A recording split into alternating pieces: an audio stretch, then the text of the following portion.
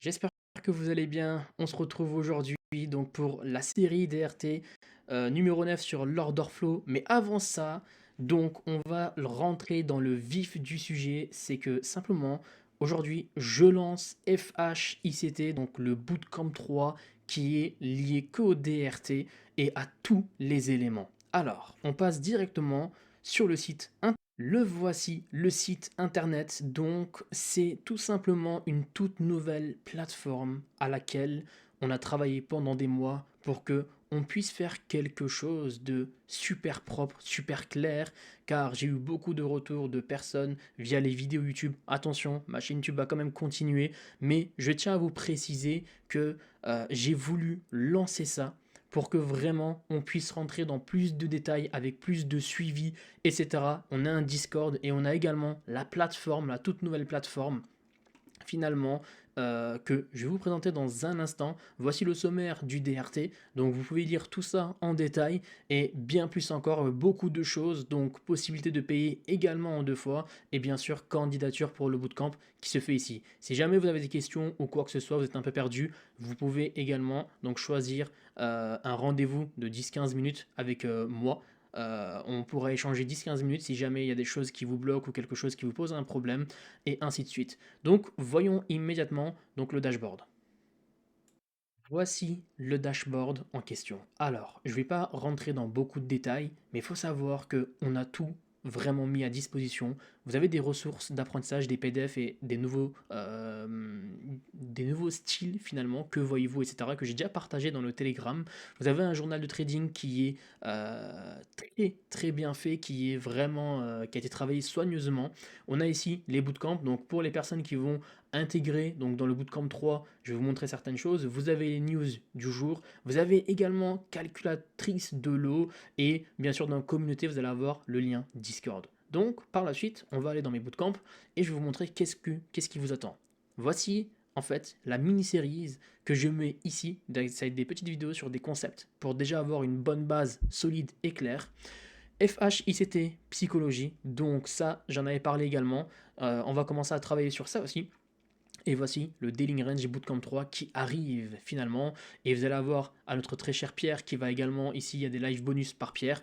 Et vous avez mode d'emploi de la plateforme et des market reviews également qui vont être aussi upload en cours. Donc voilà, en tout cas si jamais vous avez des questions, n'hésitez pas, j'y répondrai avec grand plaisir. Passons immédiatement au vif du sujet sur notre fameux cours d'aujourd'hui.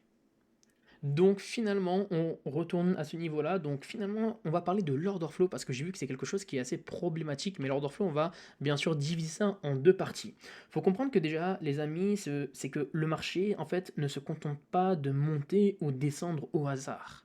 Déjà, vous devez comprendre ça. C'est que ce dernier va souvent chercher, les amis, de la liquidité sur les marchés. Et bien sûr, encore une fois, faut savoir regarder et faut également surveiller l'attraction qui va être exercée par le marché sur ces niveaux clés parce que l'order flow, c'est pas que ton order flow est bullish que tu es bullish. Attention, il y a beaucoup de nuances à prendre en compte là-dedans. Une fois que vous avez identifié finalement vos clés mensuelles, hebdomadaires, donc dans vos PDR, hein, d'accord, donc monthly, weekly, daily, même en H4, H1, etc. Hein, bien sûr, vous devez regarder le marché. Vous devez regarder la réaction. Parce que quand on parle d'order flow, on parle de quelque chose qui est général à la fois, mais on parle de quelque chose qui est aussi beaucoup plus complexe. En fait, il faut réussir à être vraiment intellectuel et utiliser le DRT d'une manière professionnelle. C'est pour ça que 0, 25, 75 et 100, ils sont là pour ça. Depuis le début, c'est sur ça qu'on travaille. Et vous allez voir par vous-même qu'un marché ne va pas monter tout droit.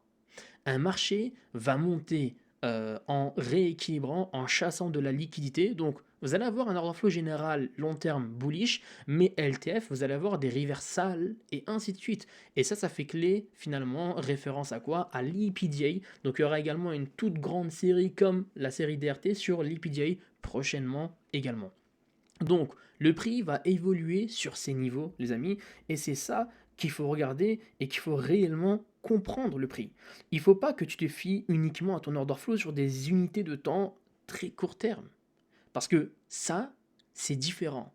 L'order flow est généralement présent sur la HTF, mais ce qu'on a en interne sur la LTF, c'est des mouvements de manipulation.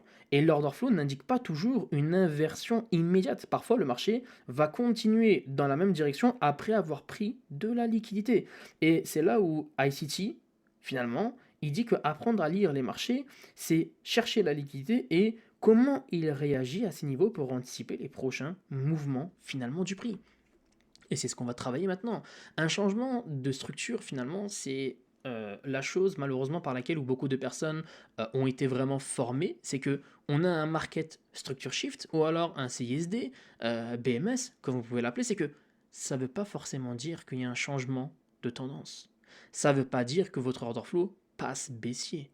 Il faut comprendre que ça, c'est que des éléments qu'il faut vraiment comprendre et savoir détailler intelligemment jusqu'à se dire où est-ce que le marché va se retourner et est-ce que le CSD qu'on a finalement c'est un réel CSD ou pas.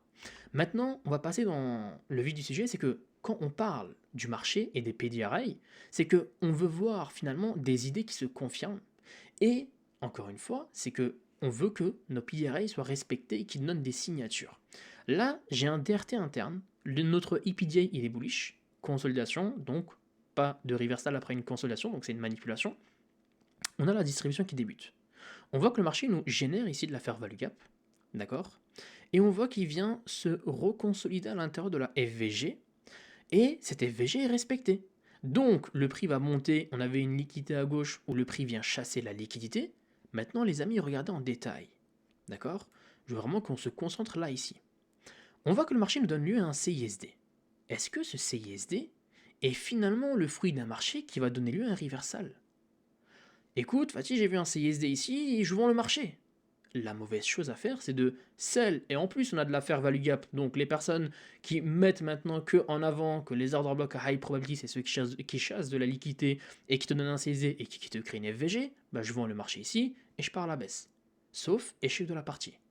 Qu'est-ce qui se passe? C'est que ici, le prix, les amis, dans ton DRT que tu as de là à là, il va revenir retracer au 0,5 presque avec la zone de consolidation qui est un point de repère algorithmique. Attention, les consos sont des points de repère algorithmiques. Qu'est-ce qui se passe? Le marché vient toucher ici, alors vous avez ainsi votre vrai bloc de commande qui se met en place et vous avez votre fair value gap qui est à ce niveau-là sur lequel vous pouvez rentrer et aller chasser finalement des prochaines liquidités qu'on a sur notre gauche ou la mitigation bien sûr des PDRA. Et c'est la même chose. Par la suite, on se rend compte que le marché fait son expansion et par contre là, quelque chose d'autre va commencer à poser problème. C'est là que l'ordre flow va commencer à se manifester. On a l'ordre flow les bullish parce qu'on voit les PDRI qui sont respectés. C'est des phases de retracement et pas de reversal.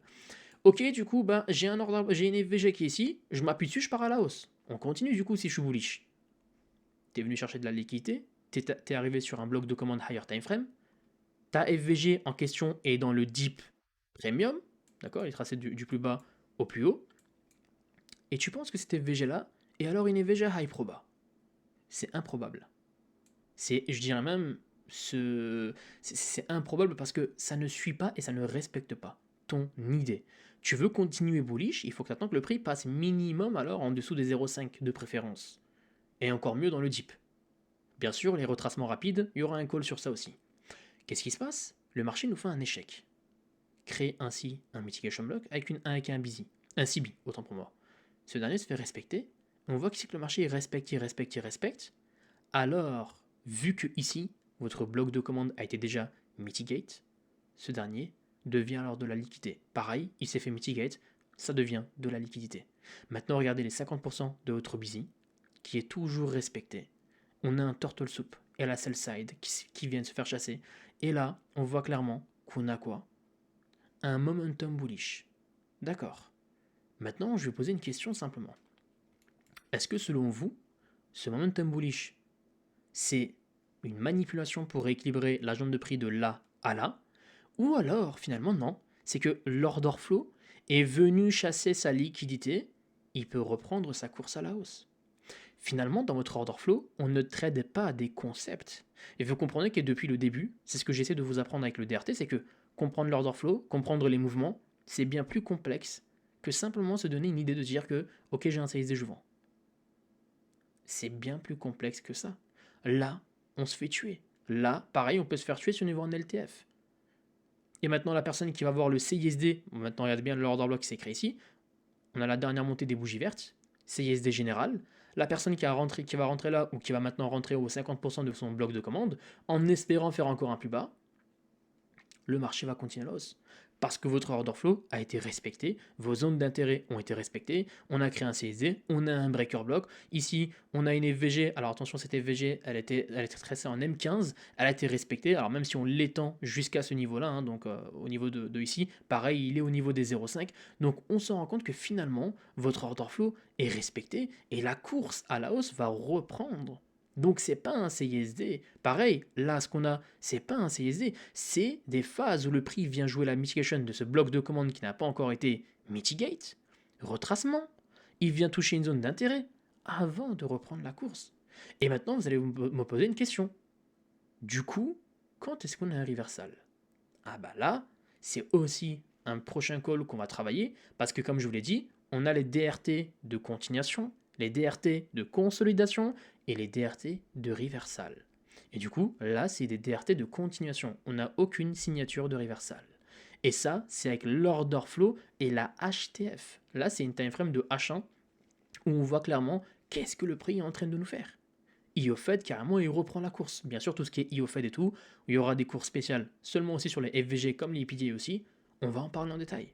Et vous comprenez que comprendre tout ça, c'est bien plus que se dire, ok, j'ai un marché bullish, j'ai un marché bearish, j'ai un CSD, je vends. C'est pas ça l'order flow. L'order flow, c'est comprendre pourquoi tu es baissier, pourquoi tu es haussier, et sur du long terme, qu'est-ce qu'il va se passer. Donc finalement, n'oubliez pas, encore une fois, je vous remets ça pour bien comprendre. On attend nos PDRA sur donc tout ce qui est monthly, weekly, daily, HTF, H4, H8, H12, H1. On regarde. J'utilise également le cadre H4 pour orienter le billet principalement basé sur des niveaux hebdomadaires pour ma part. Bien sûr, la H1, la M15 aussi, je l'utilise. C'est pour ça que plus ta time frame est importante, plus c'est important. Donc, finalement, on doit attendre aussi, parce que, encore une fois, écoutez bien ça, plus, je vous donne un tips ICT, plus votre PDRA est sur une time frame importante, et plus vous regardez ça sur une time frame, sur une petite time frame, dans de la lower time frame finalement, vous devez faire attention au jeu du double purge et du va-et-vient et de la mitigation. Parce que vous serez plus assujetti à se manger finalement des va-et-vient avant que le prix vous donne sa vraie distribution baissière par exemple.